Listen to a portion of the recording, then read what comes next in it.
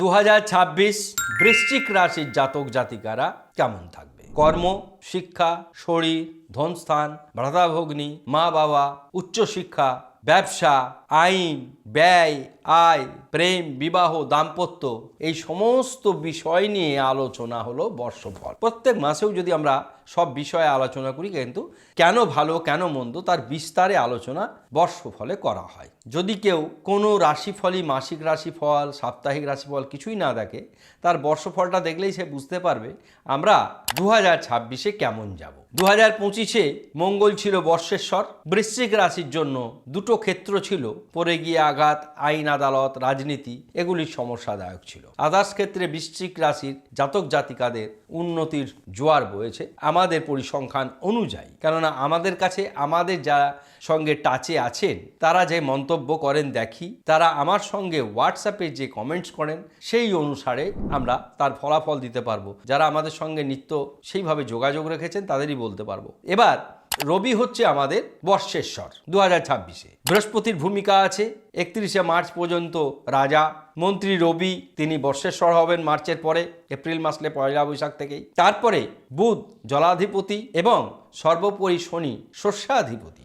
শনি শস্যাধিপতি হলে শস্যের ওপর একটু সমস্যা দেখা দেয় যায়। বান, বন্যা, প্রাকৃতিক দুর্যোগ, ভূমি সংস্কার ইত্যাদি নানান কারণের জন্য সেই সমস্যা দেখা দেয়। শনি কখনো শস্য শ্যামলা করে না। তো এটি একটি ক্ষেত্রে মার্চ পর্যন্ত ভাবনার বিষয়। কেননা আমাদের দেশ, বিশেষত পশ্চিমবঙ্গ, এগ্রিকালচার ক্রপসের ওপর নির্ভরশীল, কৃষিজাত দ্রব্যের ওপর। তো সুতরাং কৃষিদের মুখে, যারা কৃষক রয়েছে তাদের জন্য মুখে হাসি ফুটবে নতুন বাংলা মাস বৈশাখ মাস থেকে। এগুলি মিলিয়ে নেবেন।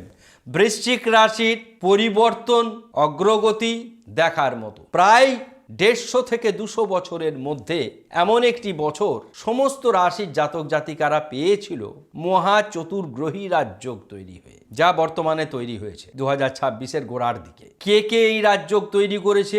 ধনু রাশিতে রাজযোগ তৈরি করেছে রবি, বুধ, শুক্র, মঙ্গল। তাহলে 4টি গ্রহ ছাড়া বৃহস্পতিরও আশীর্বাদ সমস্ত মানুষের মধ্যে থাকবে। আমরা একটি শর্ট ভিডিও এই সংক্রান্ত বিষয়ে দেব, যাতে মানুষ অনেক উপকার পায়।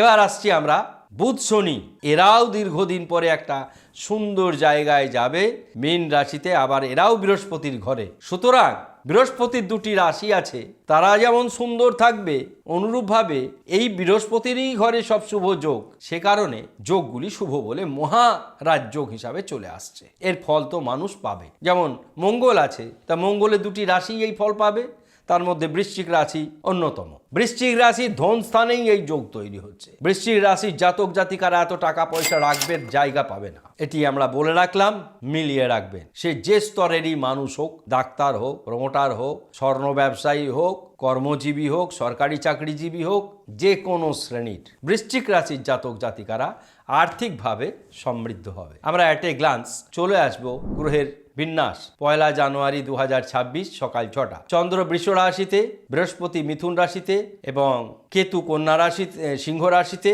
চতুর্গ্রহী মহারাজযোগ ধনু রাশিতে। আমরা বললাম কোন 4টি গ্রহ, আবার বলে দিচ্ছি। রবি, মঙ্গল, শুক্র, বুধ। রাহু রয়েছে কুম্ভ রাশিতে, শনি রয়েছে মীন রাশিতে। গ্রহের অবস্থান শুনলেন, রাজযোগগুলি শুনলেন। এবার ভালো মন্দ। সবচাইতে মন্দের মধ্যে ব্যাপার হচ্ছে বৃহস্পতির মতন শুভ গ্রহ বৃশ্চিক রাশির তাদের পৌঁছেছে 8ম স্থানে। 8ম স্থানে বৃহস্পতি মানে মৃত্যুর ঘরে বৃহস্পতি, আবার বৃহস্পতির ঘরেই শুভ রাজ্য। তাহলে আপনারা কি করবেন না সেটি বলবো, আর কি করবেন সেটি বলবো। অর্থাৎ 8ম ঘরে বৃহস্পতি থাকলে কি অসুবিধা হয় সেটি আমরা প্রথম বলে দিচ্ছি। গুরু অর্থাৎ পিতা মাতা, পরম গুরু, তার মা বাবা, বয়োজ্যেষ্ঠ কেউ শারীরিকভাবে অসুস্থ হতে পারে।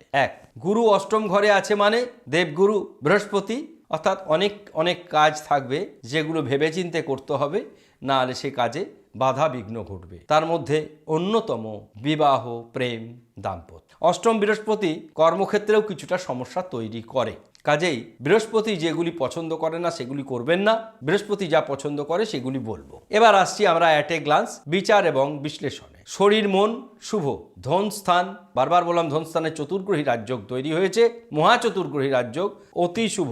ভ্রাতা ভগ্নী শুভ, মা বাবা শুভাশুভ, শিক্ষা অতি শুভ, সন্তান শুভ, গুপ্ত শত্রু বৃদ্ধি পাবে।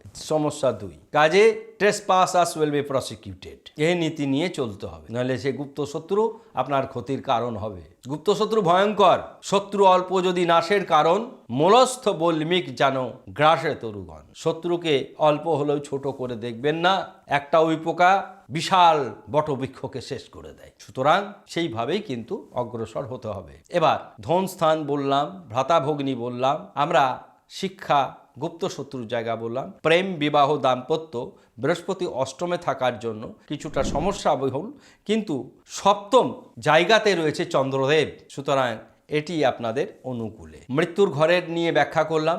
বৃহস্পতি অষ্টমে থাকলে বড় কোনো দুর্ঘটনা ঘটে না, কিন্তু শরীর, লোয়ার অ্যাবডোমেন এগুলি প্রবলেম দেখা যায়, প্রায়শই দেখা দেবে। গ্যাস, অম্বল, হ্যান ত্যান ইত্যাদি ইত্যাদি এই সমস্ত রোগ ব্যাধিগুলি হবে। ভাগ্য অতি শুভ, কর্ম অতি শুভ, আয় অতি শুভ, কর্মে কেতু, এটা মনে রাখতে হবে। দ্বাদশ স্থানে কোনো গ্রহ নাই, ব্যয় নিয়ে কোনো ক্ষতি নেই। কি করবেন না?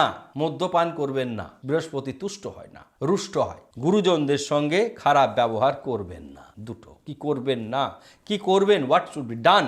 1, পদ্ম ফুল দিয়ে বৃহস্পতির বীজ মন্ত্র করবেন স্নান করে, ওং হ্রিং ক্লিং হুং বৃহস্পতয়, ওং হ্রিং ক্লিং হুং বৃহস্পতয়। আর হলুদ পোশাক আশাক বেশি পরবেন, হলুদ, লাল, মেরুন, সবুজ পরবেন না। বৃহস্পতির বেসিক্যালি সেরকম ভয়ঙ্কর কোনো শত্রু নেই, তথাপিও চেষ্টা করবেন কালো পোশাক না পরায়, কারণ বৃহস্পতি রাহু গুরুচণ্ডাল হয়, কারণ কালো পোশাক বাদ দিয়ে সমস্ত পোশাক পরবেন। আমাদের অনুষ্ঠান ভালো লাগলে সকল বন্ধু বান্ধবকে শেয়ার করবেন।